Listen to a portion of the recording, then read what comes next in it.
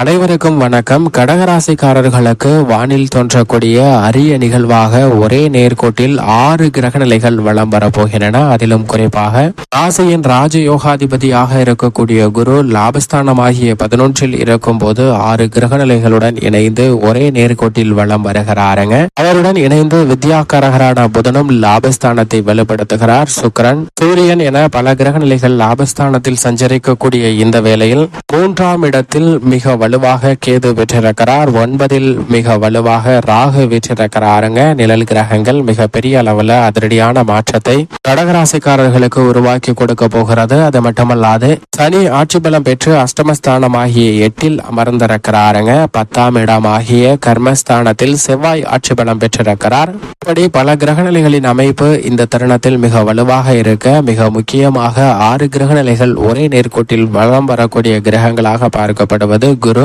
வித்யாகாரகரான புதன், நிழல் கிரகமாக இருக்கக்கூடிய ராகு, கேது, ஆட்சி பலம் பெற்ற சனி, செவ்வாய் என 6 கிரகநிலைகள் ஒரே நேர்கோட்டில் வலம் வருவதால் கடகராசிக்காரர்களுக்கு எப்பேற்பட்ட மாறுதல் ஏற்பட போகிறது, காத்திருக்கும் நல்ல செய்தியாக எந்தெந்த விஷயங்கள் அமைய போகின்றன என்பதை ஆராய்ந்து பார்க்கும் போது, பொதுவாக கிரகநிலைகள் ஒரே நேர்கோட்டில் வலம் வருவது என்பது அரிதாக நிகழக்கூடிய ஒரு நிகழ்வாக பார்க்கப்படுகிறது. பல வருடங்களுக்கு பிறகு குறிப்பாக 6 கிரகநிலைகள் ஜூன் 3ஆம் தேதி அன்று ஒரே நேர்கோட்டில் அணிவகுத்து செல்கின்றன.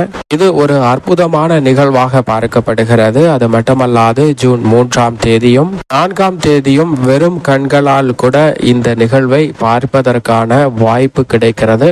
மனித வாழ்வை பெரும்பாலும் தீர்மானிக்கக்கூடிய ஆக்கப்பூர்வமான சக்திகளாக பார்க்கப்படுகின்றன நவகிரகங்கள். அப்படி மனித வாழ்வுல மிகப்பெரிய தாக்கத்தையும் மாற்றத்தையும் ஏற்படுத்தி கொடுக்கக்கூடிய சக்தி வாய்ந்த கிரகங்களாக இருக்கக்கூடிய நவ கிரகங்கள்ல 6 கிரகநிலைகள் ஒரே நேர்கோட்டில் வருவது ஒரு அதிசயத்தக்க நிகழ்வாக பார்க்கப்படுகிறது. அப்படிப்பட்ட நிகழ்வு தற்போது நடைபெற உள்ளது என்பது குறிப்பிடத்தக்கது. சூரிய குடும்பத்தில் உள்ள ஒவ்வொரு கோள்களும் சூரியனை சுற்றி வலம் வருகின்றன. பூமி 365 நாட்களுக்குள் ஒரு முறை சூரியனை சுற்றி வருகிறது. அதே போன்று ஒவ்வொரு கிரகங்களுமே தங்களுக்கென உரித்தான பிரத்யேக பாதையில சூரியனை சுற்றி வலம் வந்து கொண்டிருக்கின்றன. அப்படி கோள்களின் சுற்றுவட்ட பாதையில் ஒன்றாக சந்திக்கக்கூடிய ஒரு நிகழ்வானது அற்புதமான நிகழ்வாக பார்க்கப்படுகிறது. ஒன்றை ஒன்று சந்திக்கும் அபூர்வ நிகழ்வானது அவ்வப்போது ஏற்படுவது என்பது அரிதான நிகழ்வாக பார்க்கப்படுகிறது. அப்படிப்பட்ட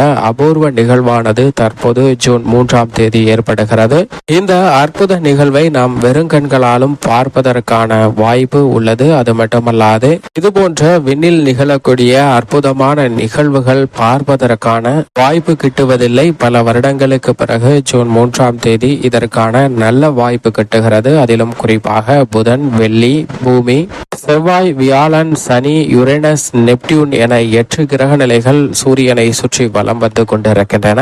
ஜோதிடத்தின்படி நவ கிரகங்கள் என்று குறிக்கப்படுவதில் சந்திரனும் சூரியனும் இடம்பெறுகின்றன. பூமியில் இருப்பதால் மற்ற கிரக நிலைகளின் இயக்கத்தால் பூமியில் ஏற்படக்கூடிய, அதிலும் குறிப்பாக பூமியில் வசிக்கக்கூடிய மனிதர்களுடைய வாழ்வில் எப்பேற்பட்ட பலன்கள் கிடைக்கிறது என்பதை தான் நவ கிரகங்களின் அமைப்பானது உறுதிப்படுத்துகிறது. அப்படிப்பட்ட சக்தி வாய்ந்த ஒவ்வொரு கிரக நிலைகளும் நேர்கோட்டில் சந்திப்பது என்பது நிச்சயம் அரிதான ஒன்றாக தான் பார்க்கப்படுகிறது. அதிலும் குறிப்பாக ஜூன் 3ஆம் தேதி வியாழன், புதன், செவ்வாய், சனி மற்றும் ராகு, கேது என 6 கிரக நிலைகள் ஒரே கோட்டில் வருகின்றன. பூமியில் இருந்து இவற்றை நம் வெறும் கண்களால் சில கிரக நிலைகளை பார்க்க முடிகிறது என்பதை வானியல் ஆராய்ச்சியாளர்களும் உறுதிப்படுத்துகின்றனர்.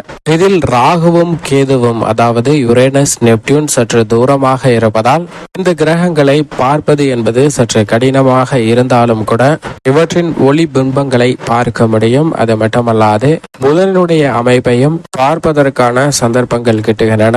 மீதமுள்ள கோட்களை பைனாகுலர் மூலமாக தெளிவாக பார்க்கலாம். இந்த அரிய நிகழ்வை தவறவிட வேண்டாம். இந்த அரிய நிகழ்வுகள் காரணமாக மனித வாழ்விலும் பல மாறுதல்களை சந்திப்பதற்கான சூழல் உண்டு.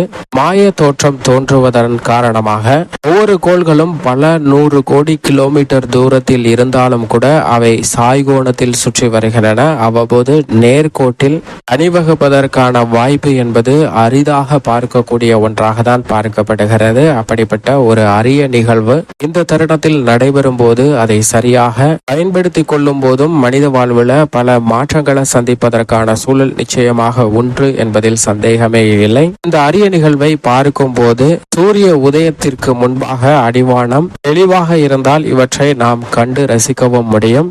இந்த அபூர்வ நிகழ்வில் செவ்வாய் சனி கண்களுக்கு மங்களாக தெரியும். ஜூன் 3ஆம் தேதி சனிக்கோளுக்கு கீழேயும் ஜூன் 4ஆம் தேதி செவ்வாய்க்கு கீழேயும் பிறை சந்திரன் காணலாம். இதுபோன்று 6 கிரக நிலைகள் ஒன்றாக வருவது இதுவே ஒரு அரிய சந்தர்ப்பமாக பார்க்கப்படுகிறது. அது மட்டுமல்லாது 5ற்கு மேற்பட்ட கோள்கள் ஒரே நேர்கோட்டில் வருவது அடுத்த ஆண்டு 2025 ஜனவரி 18 மற்றும் பிப்ரவரி 28 ஆகஸ்ட் 29 ஆகிய தேதிகளிலும் இதுபோன்ற அரிய வகை கிரக நிகழ்வானது நடைபெற உள்ளது. ஆனால் இந்த சமயத்தில் 6 கிரக நிலைகள் ஒரே நேர்கோட்டில் வருவது என்பது மிகவும் குறிப்பிடத்தக்க ஒரு சிறப்பான அம்சமாக பார்க்கப்படுகிறது. அதிலும் குறிப்பாக நவகிரகங்களிலே நாயகன் கோள்களின் அரசன் என்று சொல்லக்கூடிய வியாழனை நாம் பார்க்கிறோம். தற்போது அவர் மிக வலுவாக ரிஷபராசியில் சஞ்சரிக்கிறார். இந்த வேளையில் அவருடன் இணைந்து வித்யாகாரகரான புதனும் சுகாதிபதியாக இருக்கக்கூடிய சுக்கிரனும் இணைந்து சஞ்சரிக்கிறாருங்க. சுக்கிரன் ஆட்சி பலம் பெற்று மிகவும் வலுவாக வீற்றிருக்கிறார். அது மட்டுமல்லாது முதலும் முடிவுமாக இருக்கக்கூடிய சூரியனும் அங்கு வீற்றிருக்கிறாருங்க. 4 கிரக நிலைகள் இந்த வேளையில் மிகவும் வலுவாக ரிஷபராசியில் சஞ்சரிக்கின்றன. கன்னி ராசியில் மோட்சக்காரகரான கேது அமர்ந்திருக்கிறார்.